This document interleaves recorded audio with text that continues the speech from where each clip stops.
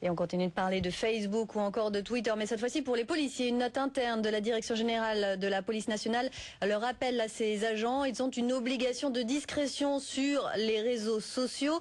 Nous sommes en direct avec Denis Jacob du syndicat de police Alliance. Bonjour. Qu'est-ce que vous craignez exactement?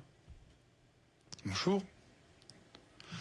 Écoutez, qu'est-ce qu'on craint principalement, c'est que nos collègues fassent l'objet de menaces et notamment de représailles en allant sur Facebook ou sur d'autres réseaux sociaux et en donnant des précisions, notamment sur leur vie privée, adresse, nom, prénom et plus exactement aussi photos de famille, de femmes, enfants.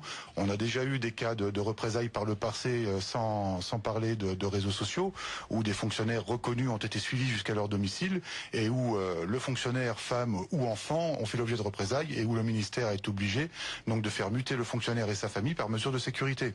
Donc aujourd'hui, il est clair que les réseaux sociaux sont un échange d'informations, mais aussi d'expressions nécessaires aussi pour les fonctionnaires de police. Bien évidemment, ils ont besoin de parler comme tout concitoyen, mais voilà, il faut qu'ils fassent attention aux informations qu'ils peuvent y fournir, et notamment les informations d'ordre privé. Et vous le disiez, Denis Jacob, ils ont aussi besoin de s'exprimer. Est-ce que c'est pas un peu une atteinte à leur liberté en dehors de leur vie professionnelle ?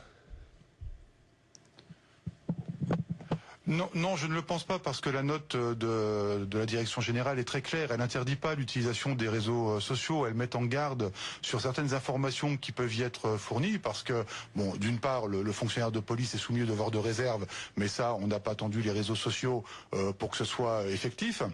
Mais surtout parce qu'il peut y avoir des fonctionnaires de police qui effectivement travaillent dans des services très sensibles et pour lesquels certaines informations ne doivent pas être divulguées. Aujourd'hui, on n'a pas d'exemple existant de ce genre de fait. Il n'y a pas de fonctionnaires de police aujourd'hui, à ma connaissance, qui ont pu aller mettre sur des réseaux sociaux des informations dites sensibles, couvertes par le secret défense et le secret professionnel.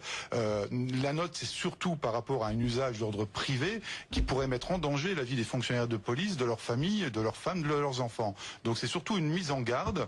La note est très claire, c'est un rappel de consignes sur l'utilisation de ces réseaux sociaux, mais en aucun cas il n'est fait état d'une interdiction. D'ailleurs, nous on revendique naturellement la présence des organisations syndicales, notamment sur les réseaux sociaux. Alliance est leader en la matière, puisque nous avons ouvert nos informations sur tous les réseaux sociaux existants actuellement sur Internet, notamment Facebook, etc.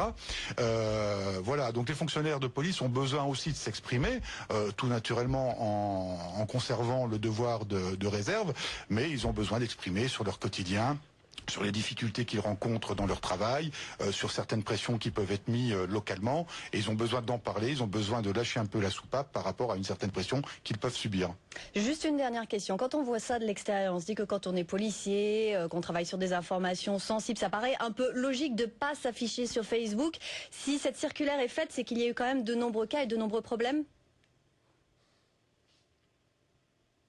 De nombreux problèmes. Non, je me répète, la circulaire ne focalise pas sur des services très particuliers, comme la direction centrale du renseignement intérieur, où des fonctionnaires de police auraient pu aller mettre des informations. On n'est pas à l'abri, bien évidemment, à ce que ce genre d'informations puisse être mise sur des réseaux sociaux. Donc on rappelle aux fonctionnaires qui ne doivent pas le faire. Non, je pense que vraiment, véritablement, pour l'avoir lu entièrement, cette note, c'est surtout une mise en garde par rapport aux risques que cela peut engager au niveau de la vie privée, notamment. J'insiste bien là-dessus, parce que les fonctionnaires de police, ils mettent aussi bien des photos aussi de leur personne, de leur famille, et c'est vraiment un risque supplémentaire qu'ils mettent sur ces réseaux, sur leur vie privée.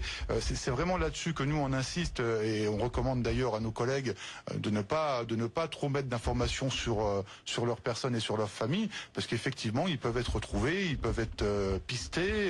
On peut aller jusqu'à leur domicile et puis s'en prendre à leurs proches.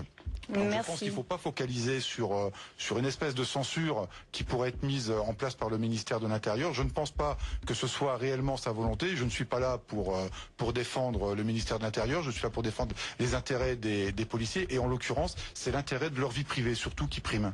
Merci beaucoup, Denis Jacob, d'avoir été en direct avec nous. Dans l'actualité.